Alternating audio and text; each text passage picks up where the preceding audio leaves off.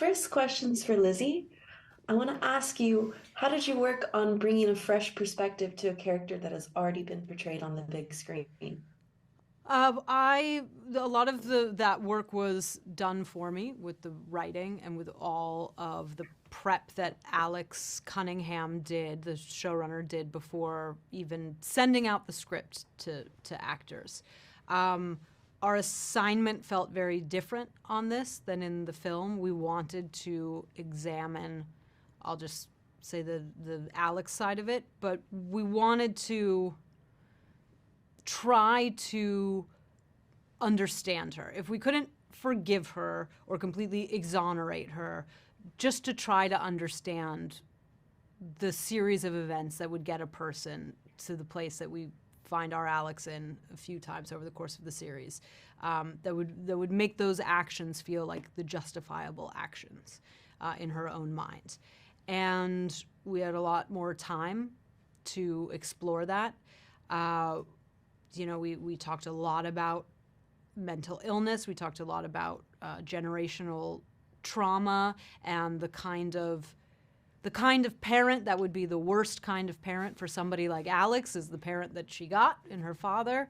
There was just like a lot more space to talk about those things. And, with the goal being to understand her more as opposed to just purely judge her, which I think was more the job of the film. I would love to know, what did you learn about yourself as an actor when preparing for a role like a convicted murderer? Without admitting any crimes. Yeah.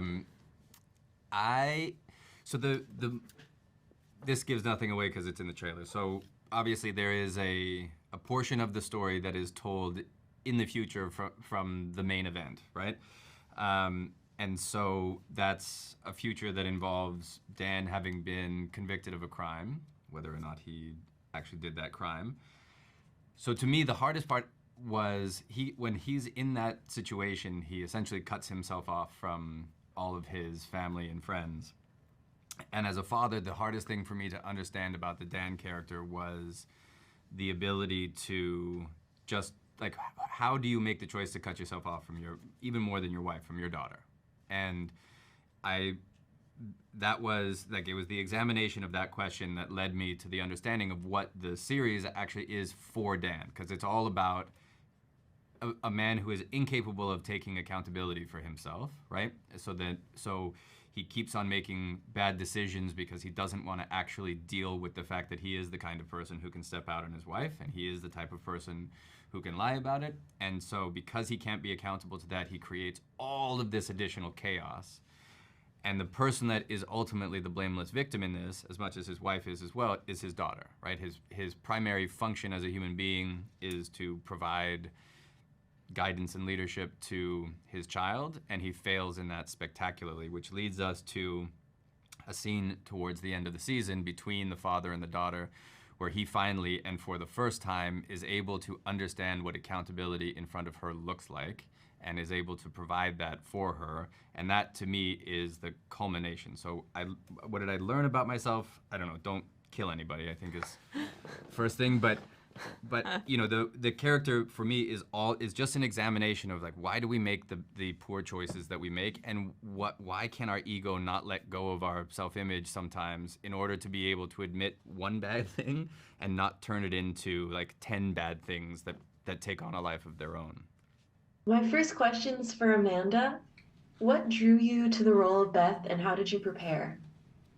Well, Alexandra Cunningham drew me to the role. She's was my boss once before on Dirty John, and I love her, and I love her writing, and so basically she just calls and I say, where do you want me to be? And for Alyssa, I want to ask you, what was your favorite scene to film and why? Oh, wow. Gosh, there's a couple. One that stands out, a cool experience that I got to have early on was driving. There's a very quick scene of me driving in the car in the first episode, and I got to drive from downtown LA just me in the car full of cameras, flanked by police officers, and onto the 405 and Was run it kind through of like red lights. being the president? It was I did feel like I was the president, so that was a very cool experience. But then also there's a scene in the 8th episode with Josh where we both cried and cried that day, and it was very healing and beautiful, and that was a standout. And for Amanda, I want to ask, what did you enjoy most about being a part of the Fatal Attraction universe? Well, I like that. I love Glenn Close. I'm a huge Glenn Close fan, and I think that her performance in the original movie is bananas. And I think it's great that Alexandra wanted to sort of revisit the role, and I think we've all made jokes about like the bunny boiler. Am I saying that right? Yeah. I'm gonna boil your bunny. Like she was just vilified and reduced to this like psycho homewrecker. And so I think it's really interesting to come out to relook at this 1987 version of this woman and revisit the story from her perspective. Alyssa, I want to ask you, what did you learn about yourself as an actress while filming this project? Whoa, great. That's such a sick question. Everything, so much. I mean, it was my like first experience really figuring out how to take a character through an arc of that's written with this caliber, and like how to do that in like the middle of a machine. I would say, like, I feel like you learn like when you're training how to do that theoretically, but figuring out like how to get what you need and communicate with different people and when to prepare in the midst of like actually shooting a show, it was huge. I feel like my ability to like advocate for myself and be like vulnerable and say I don't know has really shifted. So that, I think, like going from like imagining doing it and training how to do it to actually like learning how it's done was, I think, huge for me. And learning from people. She was brilliant like right away. No, but learning from people like who have been in the industry for so long, you know, there's just this like sense of trust and levity and presence that like, yeah, I will take that with me forever. Yeah. Hi, Claire. Hi, everyone. How are Hey, you? Claire. How are you? Claire looks like Great. Alex. You're very awake for the nocturnal. See what I did? You see? Nice. You see Yeah. what? Okay. I'd love to ask Reno, what was your experience working on the show, and do you have a favorite moment being on set with your castmates? I had an absolute great experience on this show. The set was one of just professional actors, down-to-earth human beings, good people. I've worked with my boy Toby many years ago, and just got to hang with people and work on a really beautiful project. I had a couple of favorite moments, favorite scenes.